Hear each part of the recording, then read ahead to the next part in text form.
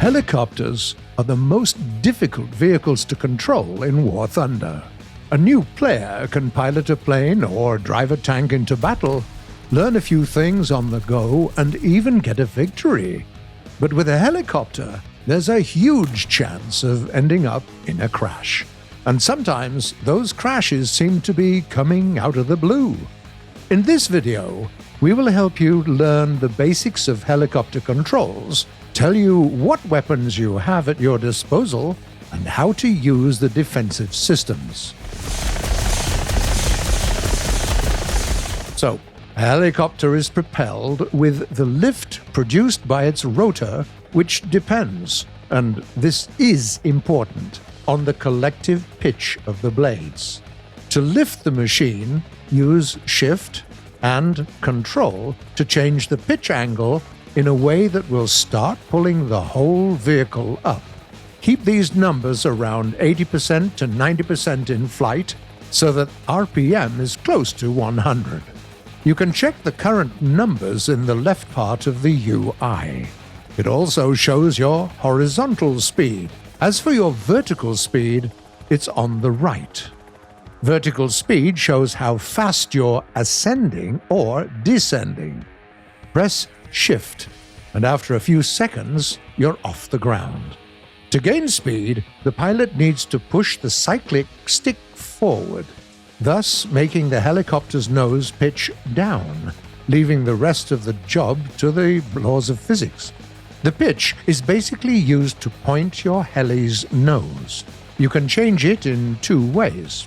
You can use W and S keys, but that's only good for snap maneuvers. If you hold the button for a couple of seconds, you risk flipping upside down. For a smoother pitch change, use your mouse.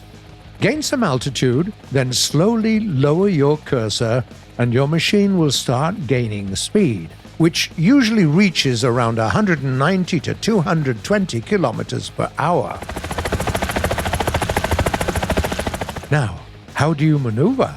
Lateral turns on a helicopter are called yaw, and you can change it by pressing Q or E.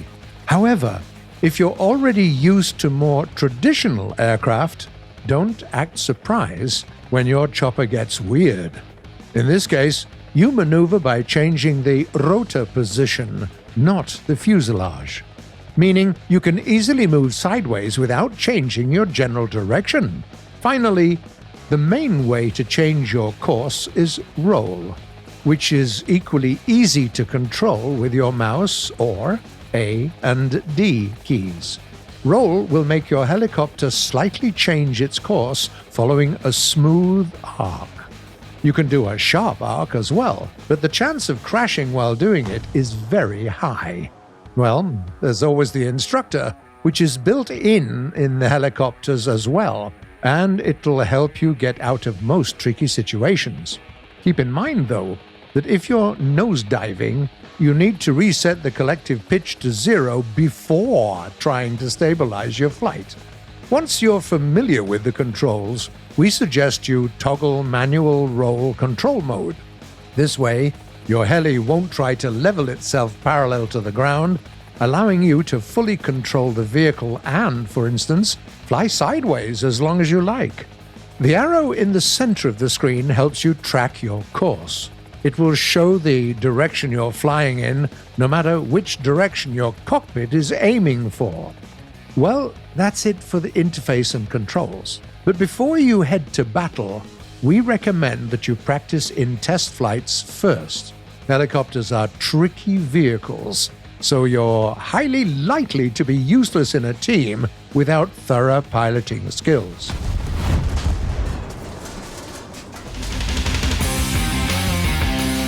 On to battles. Helicopters can take part in 4 modes: arcade enduring confrontation, and 3 types of tank battles: arcade, realistic, and simulator. In Tank AB, helicopters can be used as temporary backup. You have to earn some spawn points before being able to use a helicopter in your lineup to help the ground forces. You won't have to waste any time on takeoffs and landings, so the best thing you can do is use your ATGMs to destroy as many enemy vehicles as possible.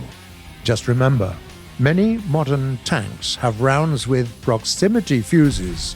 These nasty things explode even if they don't hit the target directly, splashing you with a hailstorm of frag.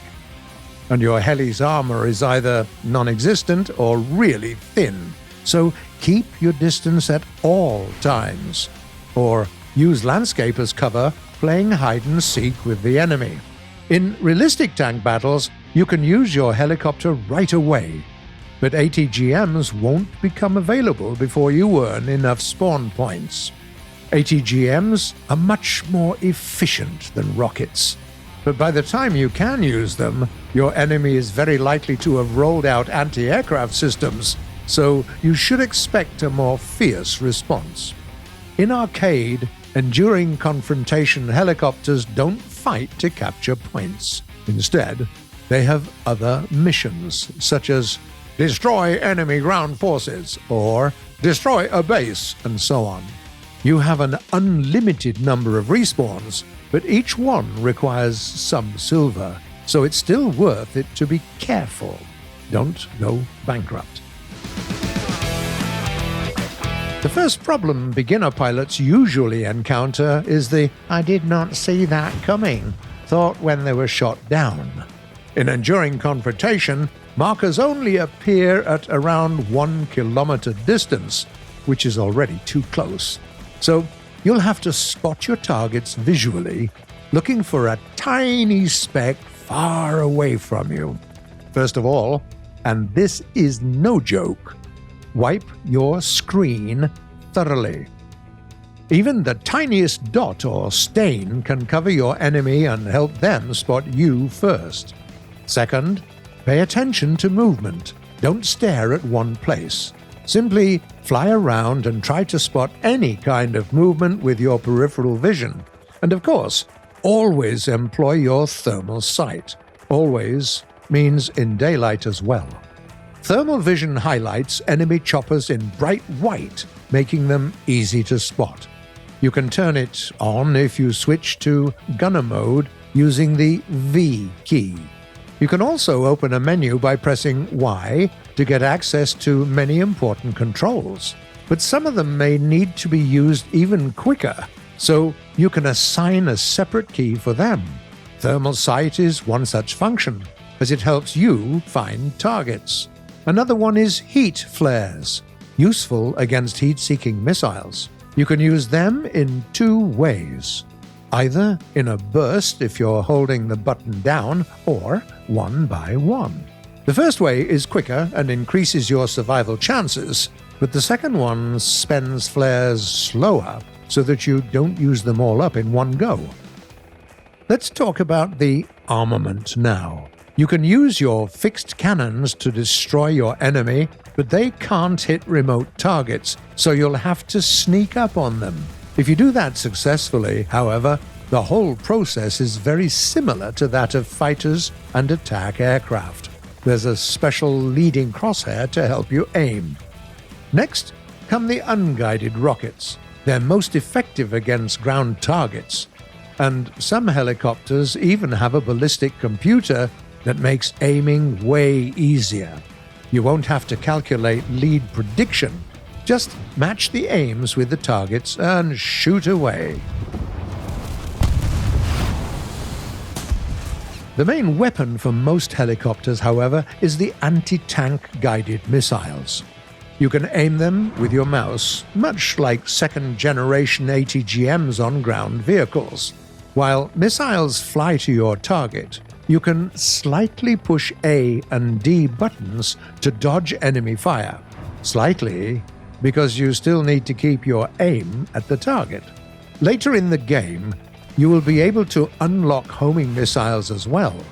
To use them, simply find the target, lock onto it by pressing F, and then launch the missile. If your enemy manages to dodge it, or one missile isn't enough, you can just use another one. The most advanced helicopters are also equipped with radar. Radar will help you detect both airborne and ground targets long before you see them. Finally, when fighting ground targets, helicopters have another issue to deal with: enemy top anti-aircraft vehicles. Don't try to fight them one-on-one. You're very likely to get shot down. You can still try doing either one of two things: hit the enemy AA vehicle with a guided missile while hovering barely in the range, or allow your ground allies to deal with the problem while earning some points at a safe distance. Anyway, your priority targets are enemy tanks and helicopters, so it's best you focus on them. That's about everything you need to become a successful helicopter pilot. We wish you luck in mastering this challenging but interesting gameplay, and let the enemy missiles never hit you.